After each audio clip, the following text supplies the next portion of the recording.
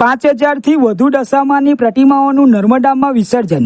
10 દિવસના વ્રત ઉપવાસ અને ભક્તિભાવ બાદ શનિવારે વહેલી સવારે ભરૂચ જિલ્લામાં દશામાની પ્રતિમાઓને ભાવભીની વિદાય અપાઈ હતી। જય દશામાના નાદ સાથે નદી, તળાવ અને નહેરોના કાંઠે ભક્તિનો માહોલ છવાયો હતો। ભક્તોએ માતાજીની આરતી ઉતારી પરિવારની સુખ શાંતિ અને સમૃદ્ધિ માટે પ્રાર્થના કરી પ્રતિમાઓનું વિસર્જન કર્યું હતું। ભરૂચના જાડેશ્વર નર્મદા ઘાટ ખાતે જાડેશ્વર ગ્રામ પંચાયત અને વીએનપી ફાઉન્ડેશનના સંયુક્ત ઉપક્રમે દશામાની પ્રતિમાઓના વિસર્જન માટે વ્યવસ્થા કરવામાં આવી હતી। અહીં વહેલી સવારે 5 વાગ્યા સુધીમાં જ 5,000 થી વધુ પ્રતિમાઓનું માં નર્મદામાં વિસર્જન થઈ ચૂક્યું હતું। મોટી સંખ્યામાં શ્રદ્ધાળુઓ ઉમટી પડતા સમગ્ર ઘાટ જય દશામાના નાદથી ગુંજી ઉઠ્યો હતો।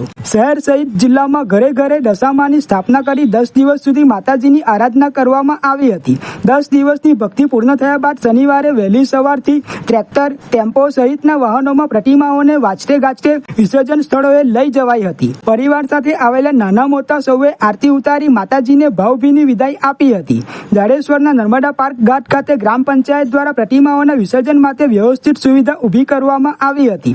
મોટી સંખ્યામાં શ્રદ્ધાળુઓ અહીં પહોંચ્યા હતા અને શાંતિપૂર્ણ માહોલમાં વિસર્જન કર્યું હતું। વિસર્જન દરમિયાન કોઈ અનિચ્છનીય બનાવ ન બને તે માટે પોલીસ બંદોબસ્ત ગોઠવાયો હતો, જ્યારે ભરૂચ પાલિકાના ફાયર વિભાગના જવાનો પણ ખડે પગે તૈનાત રહ્યા હતા। 10 દિવસ સુધી ઘરમાં ભક્તિ અને ઉત્સવનું વાતાવરણ સર્જનાર દશામાની પ્રતિમાઓને વિદાય આપતી વખતે અનેક પરિવારોની આંખોમાં ભાવુકતા જોવા મળી હતી। માતાજીની આરતી અને જય દશામાના જયઘોષ વચ્ચે શ્રદ્ધાળુઓએ આવતા વર્ષે ફરી માતાજીના આગમનની આશા સાથે વિસર્જન કર્યું હતું। આજે જાડેશ્વર નર્મદા ગાર્ડનના ઘાટ ખાતે દશામાની મૂર્તિનું વિસર્જનનું આયોજન વીએનપી ફાઉન્ડેશન અને જાડેશ્વર ગ્રામ પંચાયતના સંયુક્ત પ્રયાસથી થયું હતું, જેમાં અત્યારે હાલ 5 વાગ્યા સુધીને લગભગ 5,000થી પણ વધુ દશામાની નાની મોટી પ્રતિમાઓનું વિસર્જન થઈ ચૂક્યું છે। આ કાર્યની અંદર તમામ લોકો સહભાગી થયા છે, ખાસ કરીને પોલીસના જવાનો, ફાયર સેફટીના લોકો, પંચાયતની ટીમ, અમારા જિલ્લા પંચાયતના સભ્ય, તાલુકા પંચાયતના સભ્ય, અમારા જાડેશ્વરના આગેવાન કૌશિકભાઈ અને અમારા મિત્ર મહાકાલ સેનાના સૌ સહયોગીઓ, અમારા મિત્રો તથા હમણાં અમારા મિત્ર પ્રજ્ઞેશભાઈ પણ એમની ટીમ લઈને અહીંયા સેવા આપીને ગયા છે અને ખૂબ એકતાથી શાંતિપૂર્ણમય જાડેશ્વરના આ ઘાટ ઉપર આ વિસર્જન થઈ રહ્યું છે। તમામ લોકો શાંતિથી ભક્તિભાવ માહોલની અંદર જોડાયા છે।